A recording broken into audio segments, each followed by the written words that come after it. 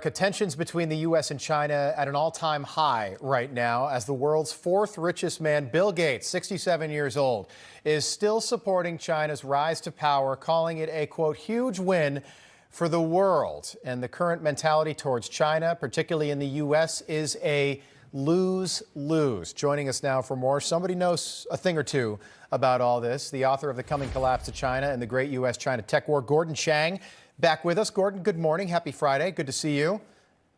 Happy Friday, Robin. Thank you so much. Look, I know Bill Gates is a wealthy guy. That's terrific. But for some reason, he feels the need, somebody who founded a tech company years ago feels the need to wade into areas where he's not an expert, like COVID-19 and geopolitics between the U.S. and China. What was your reaction to some of the comments that he's made over the last week?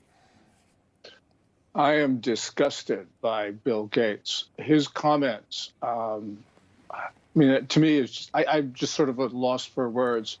He says things which are absolutely untrue about China to support the regime. So, for instance, his comments about vaccination rates in China, death rates, China's adherence to capitalism, all of these things are absolutely wrong. And when he talks about the rise of China being good for humanity, you know, I could say, yes, if he's referring to the wealth of the Chinese people, that's one thing. But that's not what he's talking about. He's talking about the empowerment of the communist regime. And when he says that that regime should be participating more in global governance, I don't know what to say, because you just ran a segment on World Holocaust Day. Well, China, with Microsoft's help, has actually been committing genocide and crimes against humanity against Uyghurs, Kazakhs, and other Turkic minorities. Yeah. Gordon, I agree with you. By the way, they're doing it right now as we're having this conversation. Let me play you a soundbite. Here's Bill Gates on COVID in China. For example, China, where we'll never know the true death numbers, but they're deferring it to where it's Omicron, and they have some level of vaccination as a percent on a per capita basis. They'll have about a third of the death rate of the rich countries, including the United States. Gordon, your reaction? Well, first of all, China's vaccination rate overall is lower than America's.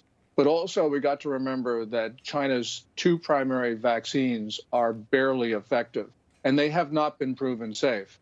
So I don't know the basis of that comment. Matter of fact, there is no basis to that comment.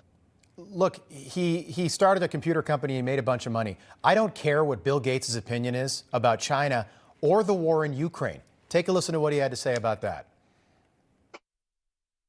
Pre-war, you know, the Ukrainian government is one of the worst in the world.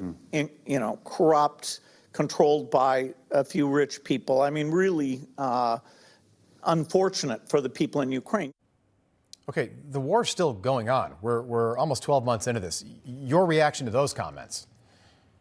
I don't think that he was referring to North Korea, Iran, China, all sorts of governments in Southeast Asia that are controlled by China. Yes, I agree with him. The Ukraine government was not good, and it was certainly corrupt. But it certainly wasn't among the worst in the world. And when Gates talks about that, he needs to talk about the governments that are clearly far worse, that are totalitarian, that are committing those crimes against humanity. Ukraine wasn't. Yeah, and Ukraine is saying the right things, but certainly could still be corrupt on many levels. We just don't know right now. We won't know until the war is over. Gordon Chang, have a great weekend. Appreciate you breaking that down for us. Good to see you. Thank you so much, Rob. All right.